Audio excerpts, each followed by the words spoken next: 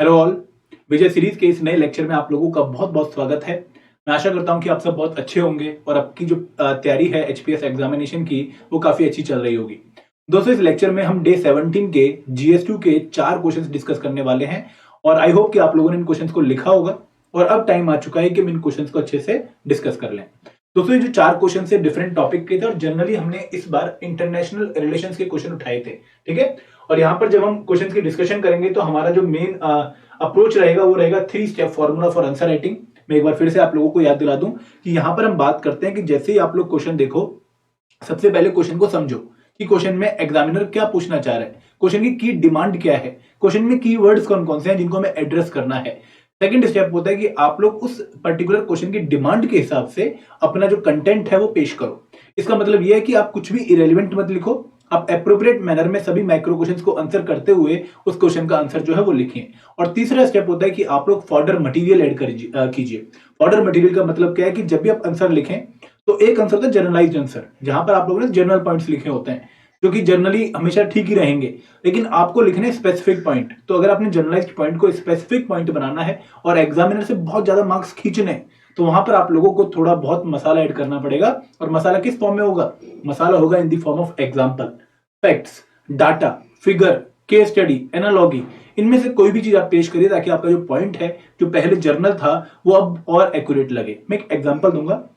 आपसे क्वेश्चन पूछा कि discuss the steps taken by government of India for the welfare of womens in Himachal Pradesh, for the welfare of womens, ठीक है, in India. अब यहाँ पर इस क्वेश्चन में आप लोग जनरल पॉइंट लिख सकते हैं कि बेटी बचाओ बेटी पढ़ाओ, सबला स्कीम, ये वो, लेकिन ये तो हर कोई लिखने वाला है। आप कैसे डिफर करोगे बाकी बच्चों से?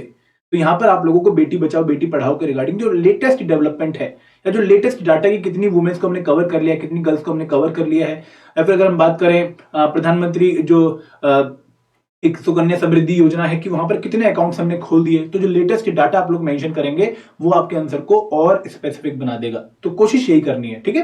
डिस्कशन शुरू करते हैं आज के क्वेश्चंस की।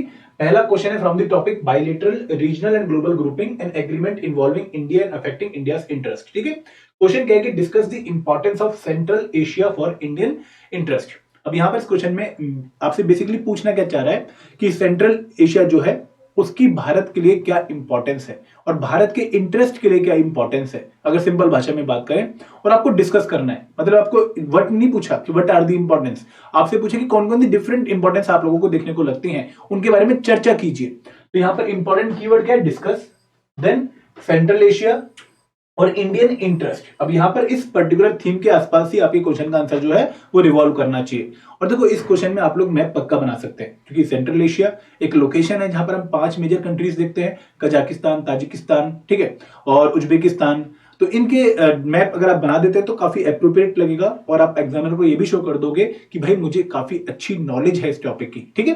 फिर आपका आंसर शुरू होगा। देखिए, यहां पर जो इंडिया की आजकल पॉलिसी चल रही है regarding the central Asia countries, वो आप मेंशन कर सकते हैं कि भारत जो है वो सेंट्रल एशियन कंट्रीज को एक्सटेंडेड नेबरहुड का पार्ट मानता है। इस लाइन का मतलब क्या है कि देखो, हमारा नेबरहुड क्या है? हमारे नेबरहुड में पाकिस्तान है, ठीक है, हमारे नेबरहुड में नेपाल है, भूटान है, चाइना है, ठीक है, बांग्लादेश है, श्रीलंका है, मालदीव्स है। लेकिन एक्सटेंडेड नेबरहुड की मतलब बात क्या है कि जो इस नेबरहुड से जस्ट पीछे है। तो सेंट्रल एशिया हमारा एक्सटेंडेड नेबरहुड है। अगर हम अपने मोहल्ले को और बढ़ाएं तो उसमें सेंट्रल एशिया पक्का इंक्लूड हो जाएगा। और इसके साथ हमारी जो हमारे लिए जो इंपॉर्टेंस है सेंट्रल एशिया की, वो बहुत वाइड एंड वेरिड है। तो अब डिस्कस कर रहे हो, पहली इंपॉर्टेंस क्या है? Geographical importance. अब देखो, चर्चा हो रही है, एक आदमी कह रहा है कि भाई ज्योग्राफिकली हमारे लिए सेंट्रल एशिया बहुत इंपॉर्टेंट है क्योंकि कहीं ना कहीं हमारा लिंक बनाता है विद द यूरोप। तो ये पॉइंट आपने सबसे पहले लिख दिया। फिर दूसरा आदमी कहता है कि भाई हमारे लिए और भी सिग्निफिकेंस है कि अगर हम मिनरल रिसोर्सेज की बात करें, जिसमें भारत शायद इतना रिच नहीं है, जैसा hydrocarbon resources, oil resources, gas resources, तो यहां पर सेंट्रल एशिया हमारे लिए एक बहुत अच्छा सप्लायर बन सकता है। ये आपका सेकंड पॉइंट आ गया। देन तीसरा पॉइंट कि अगर हम इकोनॉमिक डेवलपमेंट की बात करें तो अभी भी जो कंट्रीज है, उज्बेकिस्तान, ताजिकिस्तान, कजाकिस्तान, ठीक है, ये डेवलपिंग फेज में है और इनमें भी बहुत सारे एरियाज ऐसे हैं जहां पर इंडिया जाके अपनी इंडस्ट्रीज को सपोर्ट दे सकता है और इन कंट्रीज को भी फायदा मिलेगा। फॉर एग्जांपल, फार्मास्यूटिकल इंडस्ट्री है इंडिया की, काफी डेवलप कर रही है और इंडिया जाके कजाकिस्तान में एक फार्मा फैक्ट्री लगाता है, तो इंडिया की कंपनीज का तो फायदा है ही है, लेकिन कजाकिस्तान में जो लोग हैं उनका भी फायदा होगा। तो इस तरीके से भारत को इकोनॉमिकली भी जो है फायदा देखने को मिल सकता है, ठीक है। तो यहां पर आप लोगों ने सारे पॉइंट्स मेंशन कर दिए और सबसे इंपॉर्टेंट पॉइंट आपने लास्ट में एक लाइन की फॉर्म में कंक्लूड करके लिख दिया कि देखो अगर हम सेंट्रल एशिया से अच्छे रिलेशंस मेंटेन करते हैं तो कहीं ना कहीं अपनी सॉफ्ट पावर को और बढ़ा रहे हैं। सॉफ्ट पावर का मतलब क्या है कि अगर मान लो कोई डीलिंग हो रही है in United nation general council, तो वहां पर इंडिया के फेवर में वोट करवाना है, तो अगर हमारे रिलेशन सेंट्रल एशिया से अच्छे हैं तो हम उनसे वोट इजीली करवा सकते हैं। तो this is called soft power, जहां पर हम विदाउट वार, विदाउट मिलिट्री, किसी पर्टिकुलर कंट्री से अच्छे जो रिलेशन है वो मेंटेन करने की कोशिश करते हैं। हमारी जो रेपुटेशन है वही हमारी पावर बन जाती है। ठीक है, आगे बढ़ते हैं, नेक्स्ट क्वेश्चन सॉल्व करते हैं। नेक्स्ट क्वेश्चन है from the topic bilateral, regional and global grouping, again same topic. What are the main criticism of the World Bank? देखिए जो भी ये ब्रेटन वुड इंस्टीट्यूशंस है ना, मैं आईएमएफ की बात करूं या वर्ल्ड बैंक की बात करूं, इनके फायदे बहुत हैं लेकिन इनके क्रिटिसिज्म भी बहुत हैं।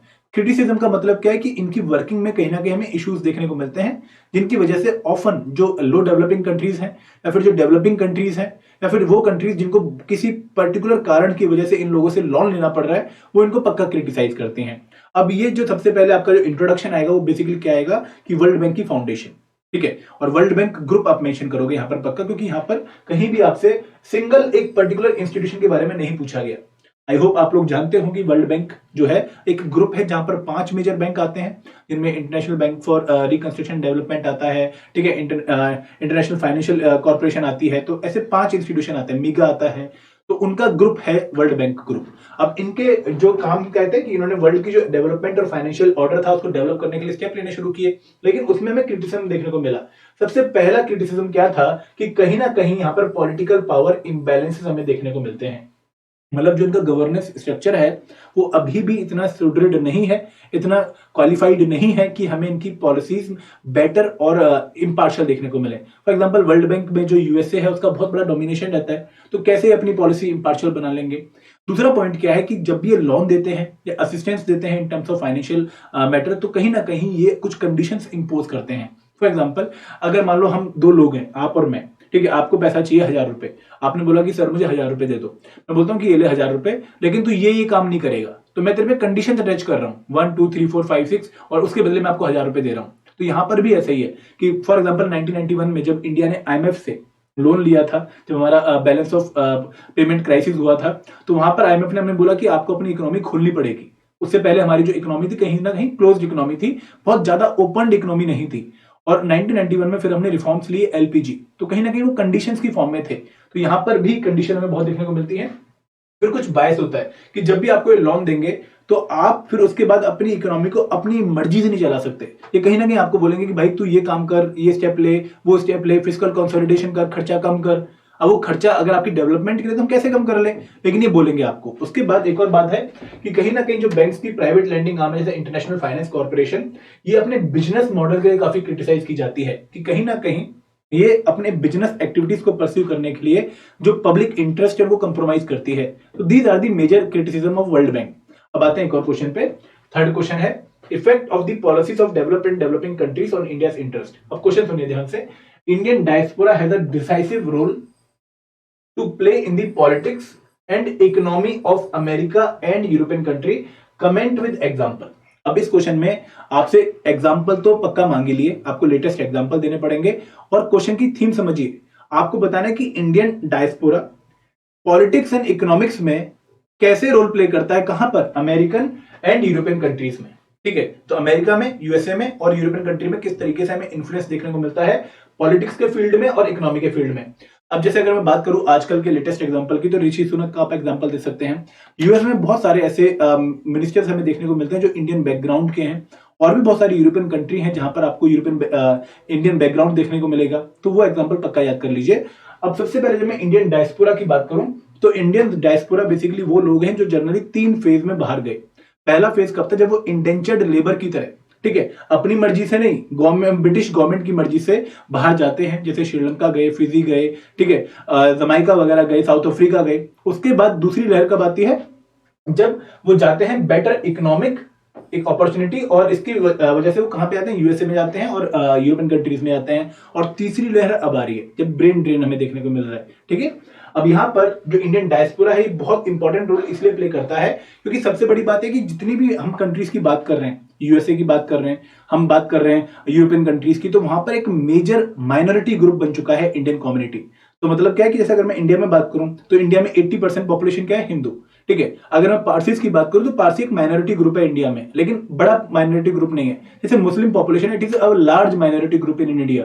तो सिमिलरली फॉरेन में अगर मैं बात करूं जहां पर काफी होमोजेनस सोसाइटी है, तो वहां पर इंडियन कम्युनिटी जो है एक बहुत बड़ा माइनॉरिटी ग्रुप है, और इसको वू करना कहीं ना कहीं पॉलिटिक्स में बहुत बड़ा माना जाता है यूएसए की में। ठीक है, तो Indian diaspora is one of the richest minority in many developed countries, और इनके लिए इनकी वजह से इनको लॉबी माना जाता है for favourable terms regarding India's interest. और जैसे हम एग्जांपल दे रहे हैं कि फॉर एग्जांपल 2.8 मिलियन इंडियंस में number just 1% of the US population, लेकिन ये वहां की एजुकेटेड एंड रिचेस्ट माइनॉरिटी है, और कहीं ना कहीं इनको अपने फेवर में लेना वहां की जो पॉलिटिक्स है या फिर वहां पर जो इकोनॉमिक चीजें चल रही है उनका एक बहुत बड़ा एजेंडा बन जाता है। देन कंसिडरेबल वोट बैंक, की वोट बैंक भी है, इंडिया की सॉफ्ट पावर है, और कहीं ना कहीं जब वोटिंग वगैरह होती है तो वहां पर आपने देखा भी होगा कि कहीं ना कहीं जब यूएसए के लोग भाषण दे रहे होते हैं तो वो बैलेंस करते हैं कि हम इंडिया अमेरिका को टॉप बनाएंगे, और कहीं ना कहीं हम इंडियन या फिर कोई और फॉरेन कंट्रीज के भी बैलेंस में रखेंगे। जैसे हम कहते हैं ना कि हम कहते हैं कि भारत में बाहर के लोगों को नहीं आने देना चाहिए, कई बार वोट बैंक पॉलिटिक्स ऐसे हो जाती है, लेकिन अमेरिका में या यूरोपियन कंट्रीज में ऐसी नहीं होती है, क्योंकि वहां पर कहीं ना कहीं उनको पता होता है कि इंडियंस काफी हैं, और अगर हमने ऐसी स्टेटमेंट बोल दी तो हमें नुकसान हो सकता है। तो इस वजह से वो क्या बोलेंगे, कुछ सिलेक्टेड कंट्रीज को ही वो प्रोजेक्ट करेंगे as a negative, otherwise India को तो ज्यादातर वो नेगेटिव प्रोजेक्ट करते ही नहीं है। Then Indian diaspora in politics position, हमें बहुत सारे ऐसे लीडर देखने को मिलेंगे जो कि काफी अच्छी पोजीशन में है, जैसे वाइस प्रेसिडेंट ऑफ यूएस, ठीक है, कमला हैरिस, और उसके बाद और भी बहुत सारे, जमाइका के प्रेसिडेंट हो गए, फिजी में हो गया। Then influencing foreign policy decision, जैसे हमारी न्यूक्लियर डील जो थी 2007 की यूएसए के साथ, उसमें जो हमारी लॉबी थी डायस्पोरा की, उसने बहुत मेजर रोल प्ले किया था। Then identity, new wave of Indian migration, again वहां की इकोनॉमिक्स में काफी बड़ा रोल प्ले कर रहा है। बहुत बड़ी बड़ी मेजर कंट्रीज जो पावर हाउस मानी जाती है सोशल प्लेटफॉर्म्स की, फेसबुक, ट्विटर, ठीक है, मेटा, इन सब में हमें बहुत ज्यादा इंडियन पार्टिसिपेशन देखने को मिलता है। ठीक है, तो ये सारी बातें आप मेंशन करेंगे। नेक्स्ट क्वेश्चन है, ये क्वेश्चन हमने पहले भी कर रखा है, मैं दोबारा करवाना आपको, क्योंकि this question is again very important for the examination. ये क्वेश्चन है इंडिया यूएस रिलेशन के ऊपर। India US relation goes beyond the bilateral and has a regional and global dimension. Elaborate on the statement highlighting the major areas of cooperation between the two countries. अब इस question में basically आपसे पूछा क्या है कि आपको बताने हैं कि कौन कौन से एरियाज ऑफ कॉपरेशन है बिटवीन इंडिया एंड यूएस, और उन एरियाज में हमें किस तरीके से जो रिलेशनशिप है वो बायलेटरल टर्म, बायलेटरल मतलब कि सिर्फ इन दोनों के बीच में टर्म से ऊपर उठती हुई दिखती है, और उनकी जो इंप्लीकेशन है वो रीजनल भी है और ग्लोबल भी है। मतलब अब जो ये पार्टनरशिप है सिर्फ बायलेटरल पार्टनरशिप नहीं है कि जैसे इंडिया बांग्लादेश की पार्टनरशिप, इंडिया नेपाल की पार्टनरशिप, नहीं। दिस जो एरिया ऑफ कॉपरेशन है between US and India, these are having regional and global implications, वो आपको मेंशन करना है। तो सबसे पहले आप बैकग्राउंड बताओगे कि भाई क्या बैकग्राउंड है हमारी रिलेशनशिप का, कि भाई दोनों ही 21st सेंचुरी की मेजर पावर है, और हमारे बीच में जो रिलेशन है सिंस 2000 वो काफी इंप्रूव हुए हैं। हमें वर्ल्ड की, अगर यूएसए को ओल्डेस्ट डेमोक्रेसी बोला जाता है तो इंडिया को लार्जेस्ट डेमोक्रेसी बोला जाता है। हमारे यहाँ भी फंडामेंटल राइट्स को काफी तवज्जो दी जाती है, ठीक है, और बहुत स्ट्रॉन्ग पॉलिटिकल सिस्टम है, और अमेरिका में भी सेम सिस्टम है। इसके साथ साथ जो अमेरिकन आइडेंटिटी है या जो इंडियन आइडेंटिटी है अमेरिका में, वो अब काफी परस्यू कर रही है, फैल रही है। और इसके बाद अगर हम बात करें पोस्ट ट्रम्प यूएसए की, तो कहीं ना कहीं जो प्रोटेक्शनिज्म की अप्रोच थी वो खत्म हो रही है, और जो कॉपरेशन है विद द आउटर वर्ल्ड बहुत सारी कंट्रीज के साथ, वो यूएसए का बढ़ रहा है। तो ये आपने मेंशन किया। फिर आप बताओगे एरियाज ऑफ कॉपरेशन। अब देखो यहां पर इंपॉर्टेंट बात समझने की है कि जब भी आप एरिया ऑफ कॉपरेशन बताओगे, वहां पर ये पक्का बताओगे कि इन एरियाज ऑफ कॉपरेशन में किस तरीके से हमें बायलेटरल से उठ के रीजनल एंड ग्लोबल डायमेंशन देखने को मिल रही है। तो फॉर एग्जांपल अगर आप इकोनॉमिक कॉपरेशन बताते हो, डाटा मेंशन पक्का करोगे कि भाई कितना ट्रेड है इन दोनों के बीच में, ठीक है, और इंडिया का लार्जेस्ट गुड एक्सपोर्ट मार्केट है, यूएसए 17% शेयर है। उसके बाद आप बताओगे कि इश्यूज भी क्या है, यहाँ पर इश्यू भी मेंशन करोगे पक्का। और last but not the least आप बताओगे ग्लोबल सिग्निफिकेंस क्या है, कि अगर हम बात करें इनके ट्रेड की, तो इनके बढ़ते ट्रेड के कारण हमें एक्सटर्नलिटीज देखने को मिलेंगी। मतलब क्या कि अगर मान लो दो लोग ग्रो कर रहे हैं, इनके बीच में ट्रेड ग्रो कर रहा है, तो जो आसपास वाले छोटे और देश वगैरह है उनका भी फायदा होगा। जैसे हमारी रिलेशनशिप कनाडा के साथ इंप्रूव हो जाएगी, ठीक है, और यूएसए की जो रिलेशनशिप है वो नेपाल या भूटान या बांग्लादेश के साथ इंप्रूव हो सकती है, तो वो पॉइंट आ जाता है। देन सिक्योरिटी कोऑपरेशन, हमारे जो 4 फाउंडेशनल एग्रीमेंट हैं, जैसे कोस्पा वगैरह हमने साइन कर लिए हैं, काटसा वगैरह। उसके बाद रीजनल सिग्निफिकेंस क्या है कि क्वालिटेटिव सिक्योरिटी डायलॉग हमें कहीं ना कहीं हेल्प करता है इंडो पैसिफिक रीजन में। और ग्लोबल सिग्निफिकेंस क्या है कि दोनों ही देश की जो मिलिट्री पार्टनरशिप है, जो सिक्योरिटी कोऑपरेशन है, वो कहीं ना कहीं रूल बेस्ड ग्लोबल ऑर्डर की बात करती है।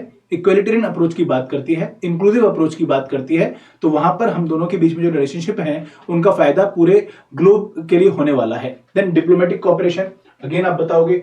उसके बाद यूएनएससी रिफॉर्म, रीजनल सिग्निफिकेंस हो जाएगा और ग्लोबल सिग्निफिकेंस क्या हो जाएगा, again reformed UNSC. Cooperation in science and technology बताओगे, कॉपरेशन फॉर एनवायरमेंट बताओगे, कोविड-19 के बाद हमने कौन कौन सी कॉपरेशन करी वो बताओगे। तो अगेन आपको जितने भी एरिया ऑफ कॉपरेशन वो बताने हैं, लेकिन हर एक एरिया ऑफ कॉपरेशन में अपने रीजनल एंड ग्लोबल डायमेंशन को पक्का ऐड करना है। और बाद में आपने कंक्लूड ये करना है कि अभी भी बहुत सारे फ्रिक्शनल पॉइंट्स हैं जिनको हमें दूर करना बहुत जरूरी है अगर हम चाहते हैं कि हम और बेटर कॉपरेशन आपस में देखें। ठीक है, तो this is the answer for the fourth question. और दोस्तों ऐसे ही बहुत सारे क्वेश्चन हमने आप लोगों को अपनी मेंस की test series and mains crash course में कवर करवाए हैं। ये दोनों ही कोर्स काफी बच्चों ने ऑलरेडी इनमें एनरोल कर लिया है। आप लोग भी इसमें एनरोल कर सकते हैं क्योंकि मेंस की अभी डेट तो आई हुई है, लेकिन शायद रिजल्ट लेट आ रहा है, तो क्या पता एग्जाम में कुछ हमें डिले देखने को मिले। तो आपके पास सफिशिएंट मौका है इस एग्जाम को प्रिपेयर करने का। इन दोनों कोर्सेज के जो लिंक है वो नीचे डिस्क्रिप्शन बॉक्स में दिए गए हैं, प्लीज चेक करिए और कोर्स में एनरोल करना मत भूलिएगा। Thank you very much. जय हिंद, जय भारत, जय हिमाचल।